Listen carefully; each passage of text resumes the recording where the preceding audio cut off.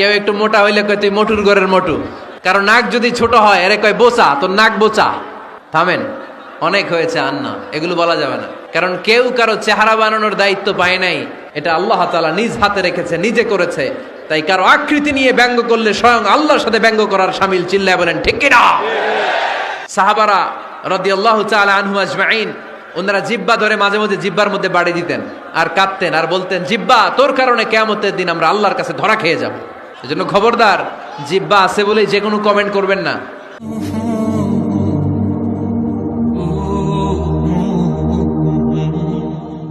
লা ইয়াসখর কওমুন মিন কওম, মুমিন বান্দা কখনো অন্য কাউকে ঠাট্টা করবে না। আমার কোনো ভাই মনে কষ্ট পায়, এরকম কোনো ঠাট্টা, বিদ্রুপ, খোঁচা মেরে, পোক মেরে কথা বলা যাবে না। এটা তার চেহারা নিয়ে না, তার পেশা নিয়ে না, তার বংশ নিয়ে না, তার পরিবার নিয়ে না।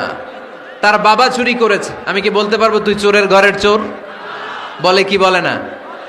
কেউ একটু মোটা হইলে কয় তুই মোটুর ঘরের মোটু, চোখে কম দেখলে কয় তুই কানার ঘরের কানা।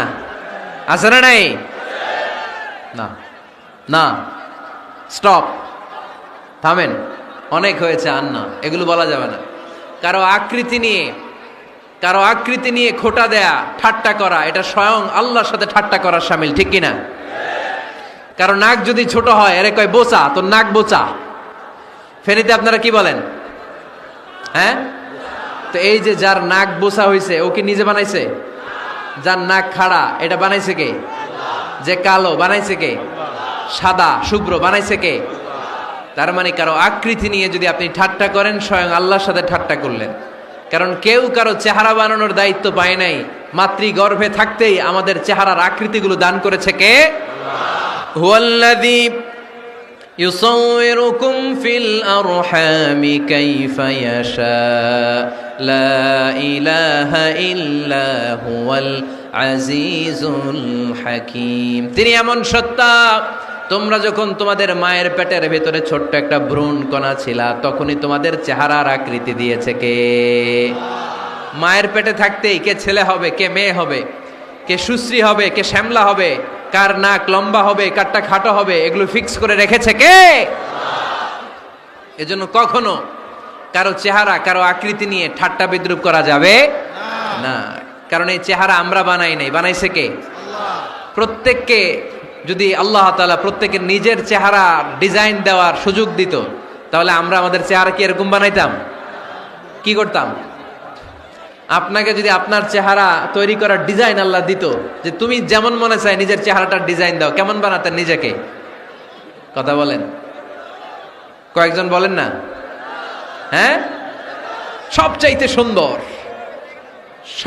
সুন্দর করে আমি আমার অবয়বটাকে তৈরি করতাম। কোন নারীকে যদি তার চেহারার ডিজাইন তৈরি করার সুযোগ আল্লাহ দিতেন, সে নারী তাকে বিশ্ব সুন্দরী করে তৈরি করত। ঠিক কিনা? এটা আল্লাহ আমাদেরকে দেয় নাই, এটা আল্লাহ তাআলা নিজ হাতে রেখেছে, নিজে করেছে।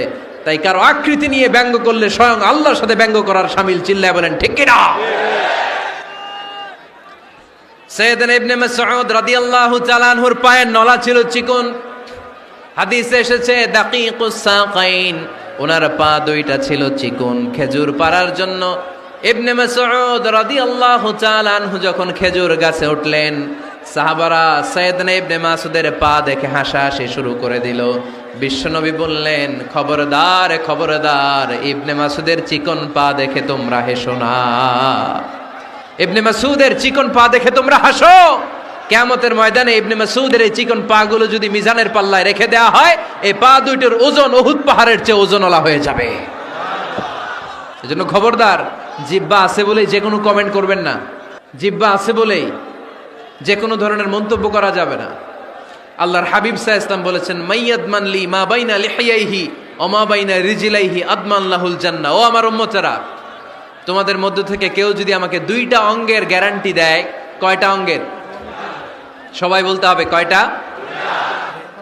আমার কোন উম্মত যদি আমাকে দুইটা অঙ্গের গ্যারান্টি দেয় যে তারা এই দুই অঙ্গের পাপ করবে না, আমি তাদেরকে জান্নাতের গ্যারান্টি দেই।